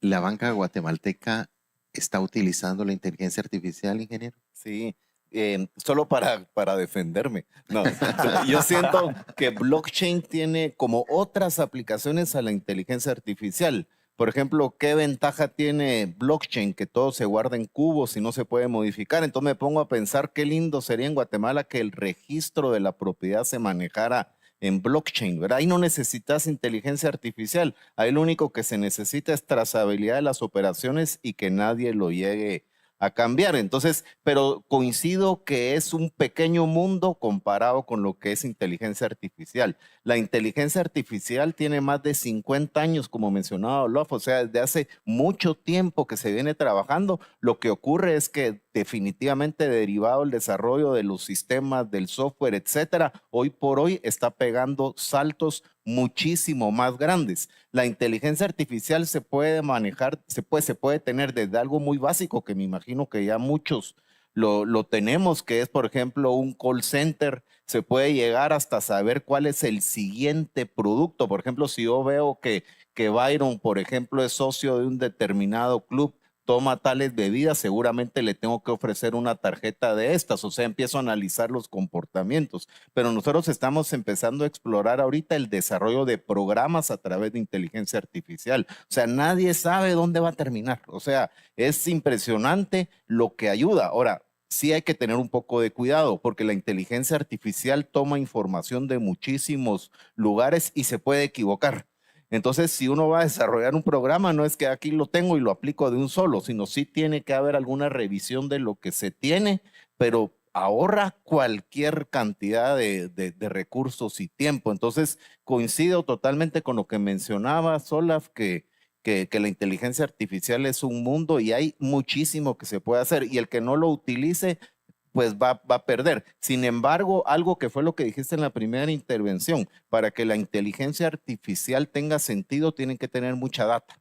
O sea, por ejemplo, si una empresa tiene poca data y está pensando en inteligencia artificial, mejor un robot, una cosa muy básica, no le va a servir. Tiene que tener muchísima información.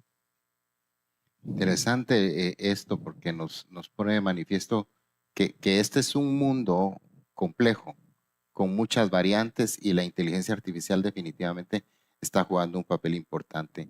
Para nuestro invitado que nos acompaña virtualmente, ¿cómo ven ustedes este futuro de la inteligencia artificial y en qué áreas de negocio creen que es más factible desarrollarla, refiriéndonos específicamente en áreas de negocio que está empleando la banca? A ver, yo no puedo estar más de acuerdo con todo lo que comentaron. A ver, la inteligencia artificial está disponible, creo, y debe estar disponible en la mayoría de las áreas.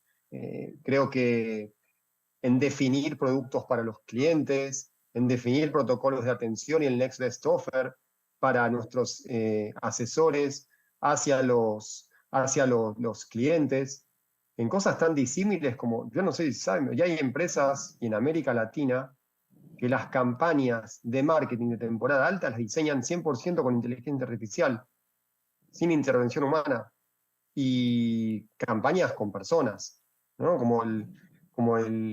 Lo que hicieron ustedes ahora al empezar la conferencia. O sea, pero toda la temporada alta de varias empresas 100% digitales en América Latina la han diseñado con inteligencia artificial, 100%. Pero, como estaban comentando recién, fundamental tener data. Sin data es imposible realmente pensar en inteligencia artificial. Les voy a contar una anécdota que me pasó hace muy poquito. Estábamos haciendo un business case para el proyecto y me presentaron el resultado del análisis y hay cosas que no me hacían sentido. Pregunté cómo lo habían hecho. Me dijeron, no, lo hicimos con ChatGPT. Y yo me enojé muchísimo, porque, a ver, una cosa es que lo usemos para investigar, otra cosa es que deleguemos 100% de lo que estamos haciendo en un motor del que todavía no sabemos qué nos va a responder, y claramente tenía muchísimos errores, ¿no? Entonces hay que tener muchísimo cuidado, fundamental de una estrategia de datos súper poderosa, y se puede utilizar creo que para todo, a ver, para todo, captación, conexión con el cliente, estrategias de marketing, diseño, mejora de flujos, A/B testing, para muchísimas cosas. Chatbots, ¿no? Fundamental, cuál es el mejor journey para el cliente. Bueno, lo estamos viendo para todo eso y muchísimas más cosas. Muchas gracias. Ya tenemos una cantidad de preguntas que han ingresado, siguen ingresando más preguntas. Quisiera ir cerrando esta parte con una pregunta, licenciado Méndez. ¿Qué riesgos ve la Superintendencia de Bancos en el uso de la inteligencia artificial? Sí, muchas gracias. Primero quiero traer a colación algo que tú dijiste, Luis, y es en el sentido de que si no hay data, no se puede tener inteligencia artificial. Y sí es clarísimo que la banca es un campo muy fértil para poder hacer aplicaciones con base en la inteligencia artificial, porque ahí está la información, tienen mucha información. De esa cuenta, cuando uno se pone en el contexto de un banco que es un emisor de tarjeta de crédito o un emisor de una tarjeta de débito, lo que está pasando es que este banco anda en el bolsillo de la gente. Así de sencillo, en el bolsillo de la gente, en tu billetera. Y lo que logra con eso es determinar, mira, yo sé dónde compras, yo sé qué comes, dónde comes, cuándo te vas de vacaciones, a qué lugar te vas de vacaciones, y todo eso te va creando los patrones que efectivamente pues, se van considerando para poder ir manejando ya una estrategia, como lo decía nuestro amigo que está digitalmente, un tema de marketing. Puede ser muy claro para un tema de marketing, pero también para el tema de riesgos. Porque, por ejemplo, a través de esto podemos ir manejando qué pasa, por ejemplo, cuando se otorga un financiamiento. En el otorgamiento de un financiamiento puede venir un deudor y nos demuestra que tiene la capacidad de pago y aparte de eso tiene garantías para poder hacer frente a ese financiamiento. Pero ¿qué pasa si no tiene la voluntad de pagar? Entonces aquí entra el tema de la probabilidad de incumplimiento. Son temas que ya están asociados al manejo del riesgo de crédito, por ejemplo. Qué bonito sería también tener una aplicación, digamos, en donde, por ejemplo, a una persona le llegara así como nos llega constantemente, mire, a usted le hemos autorizado un financiamiento de 200,000 quetzales por ser buen cliente y tener un buen récord. Qué bueno que también así le llegara a los clientes, mire señor, tenga cuidado porque usted está solicitando un financiamiento, pero resulta que sus ingresos están siendo sobrepasados por sus egresos. Usted se va a sobreendeudar. Tenga cuidado, analícelo. Esos son temas que nos puede proporcionar este tema de la inteligencia artificial. Entonces, es un campo, como les digo, muy fértil por parte de la banca, pero, insisto, el tema de ciberseguridad, fundamental, y el tema operacional también. Entonces, la gestión, el gobierno y todos estos mitigadores son fundamentales para que estos temas puedan llevarse a buen término y creemos que eso es el futuro. y tenemos que estar conscientes de ello. Muy bien.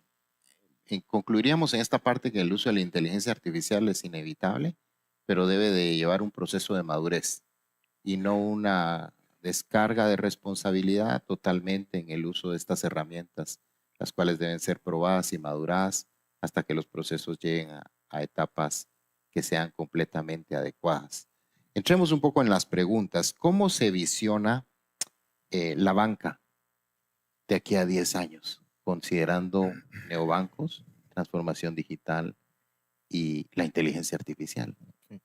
Yo leí hace 30 años en Harvard Business Review un artículo que decía Bye Bye Banks, y lo que decía básicamente es, mire, lo que van a hacer las empresas es, en lugar de sacar créditos, van a emitir papel comercial o acciones, etcétera, y lo que van a hacer los clientes, en lugar de depositar en el banco, van a comprar directamente este papel comercial o van a invertir en esas acciones y se van a obviar al intermediario.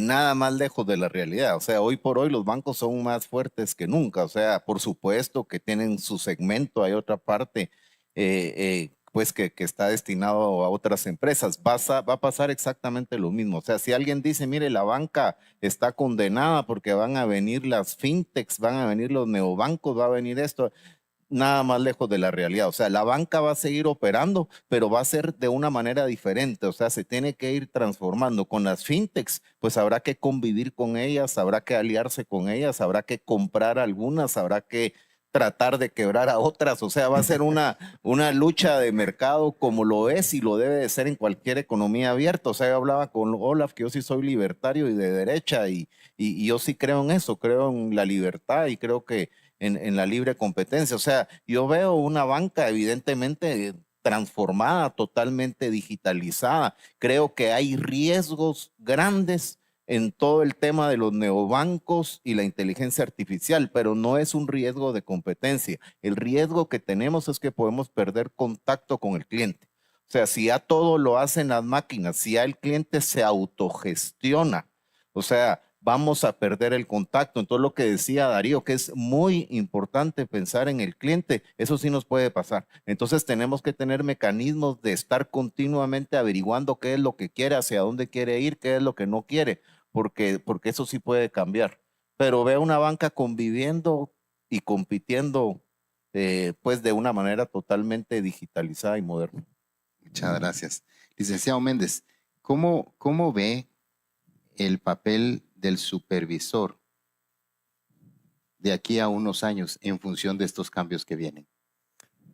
Bueno, el supervisor tiene un reto muy importante porque obviamente tiene que estar reforzando sus marcos de supervisión precisamente por la transformación digital que el sistema bancario está experimentando. Eso nos hace pensar de que tenemos también que ir evaluando la incorporación de nuevas formas de supervisar. Por ejemplo, hoy se habla del tema SupTech, en donde obviamente esto conlleva que la superintendencia de bancos o los entes supervisores puedan hacer análisis entrando directamente a los sistemas de los bancos, obtener información y con eso pues hacer análisis descriptivos o predictivos, según sea el caso. Pero estamos dando pasos. De hecho, Superintendencia de Bancos ya maneja algunos chatbots con base en inteligencia artificial para poder tener ese contacto con los usuarios del sistema que ingresan a la web.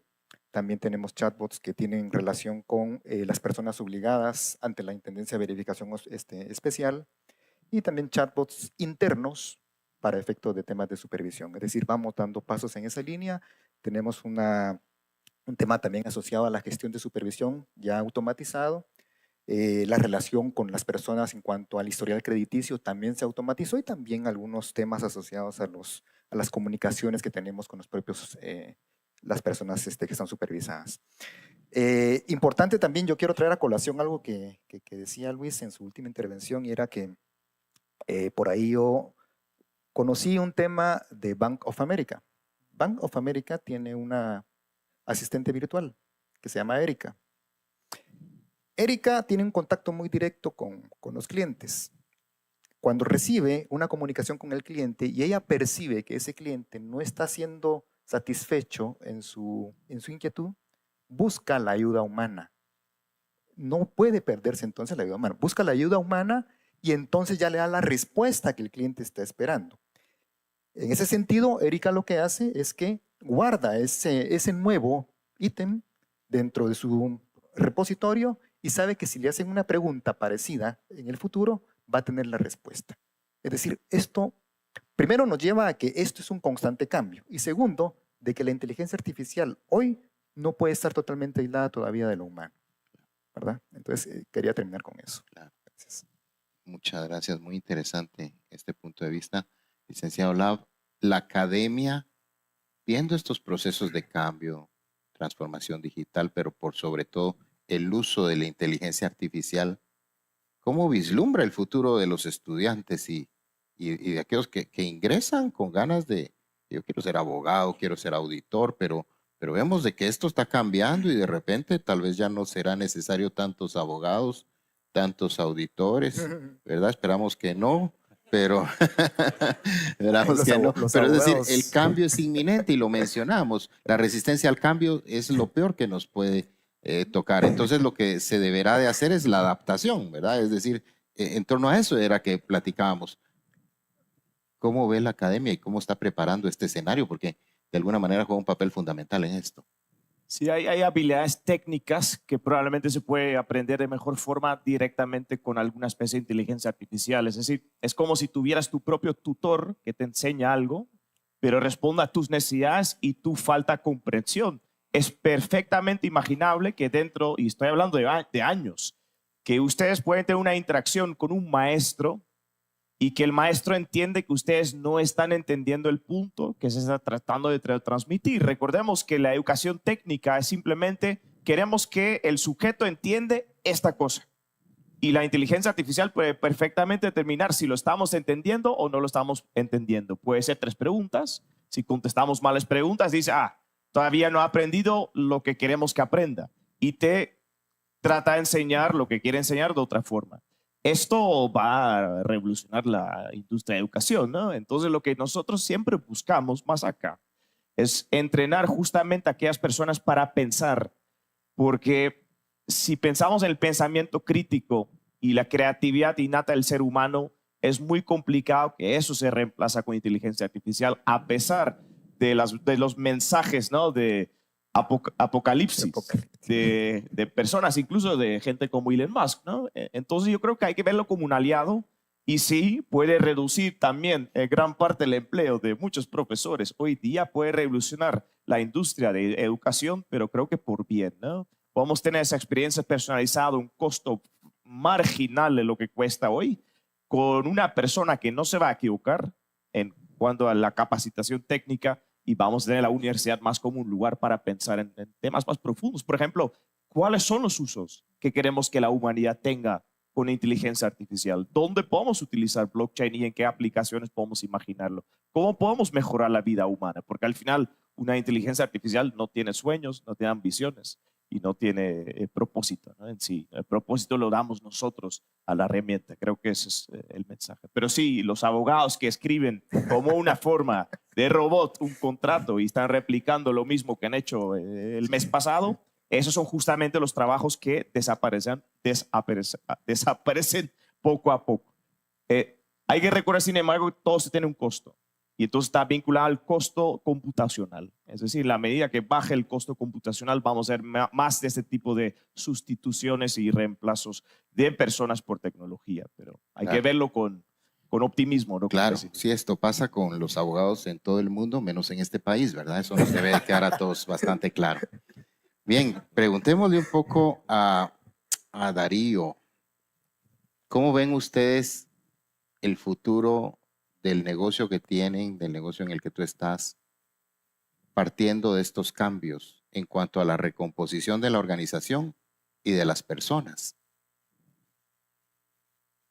Perdón, antes que nada, Byron, si por favor puedes pasarme los tips para que Erika me conteste, porque siempre que interactúo con Erika me dice, no tengo esa respuesta, no tengo es lo único que me dice, pero eso es solo un comentario. No pude hacer nunca que me conteste algo que no sea, no estoy preparada para responderte eso ahora. Pero, a ver, ¿cómo lo vemos nosotros? Apasionante, desafiante. Creo que lo que se viene son cosas fantásticas. No hay que tener miedo a la inteligencia artificial y todos los pensamientos apocalípticos de que el mundo se va a acabar. El mundo parece que siempre se fue a acabar. Hay que ser más optimista, hay que pensar que esto nos viene a ayudar a solucionar problemas y tareas repetitivas que se pueden automatizar, a darnos ideas y fomentar más la creatividad, a ser más rápidos desarrollando, a poder conectar mucho más con el cliente y entendiéndolo mucho mejor, a ser más creativos. No sé, yo creo que la inteligencia artificial nos abre un montón de posibilidades hacia evolucionar muchísimo más rápido nuestro negocio, y eso es fantástico. Yo estoy súper emocionado con lo que se viene y al contrario de verlo como una amenaza, como mucha gente y los medios lo ven como algo apocalíptico, es algo que nos va realmente a hacer crecer como individuos. Yo creo que nos va a eliminar cosas repetitivas y que no nos agregan valor y nos va a agregar muchísima más calidad, por un lado de vida y por otro lado en las soluciones que podemos brindar a nuestros clientes. Pueden ser muchísimo más completas en su end-to-end. Muchas gracias. Siguen habiendo tantas preguntas, el foro no nos daría tiempo a seguir abordándolas y quisiéramos ir concluyendo esta actividad con algunas ideas generales. Primero, no tengamos miedo, ¿verdad? Los cambios son necesarios y lo peor que podemos hacer es presentar resistencia. Lo segundo es que la transformación digital es inminente y necesaria y que la inteligencia artificial juega un papel fundamental, pero debe ser madurada y escalada de forma apropiada para que pueda ser bien utilizada. Muchas gracias a todos por participar, gracias a los amigos que nos ven en las redes sociales y a este maravilloso público que nos ha estado acompañando el día de hoy. Les pido un aplauso fuerte para nuestros panelistas. Muchas gracias por compartir este espacio y estamos justo a 5 segundos de haber concluido. Muchas gracias a todos. Agradecemos a todos por su activa participación. Fue muy enriquecedor todo lo comentado en este conversatorio. Gracias. A continuación, tendremos una pausa de 15 minutos. Los esperamos de vuelta en breve.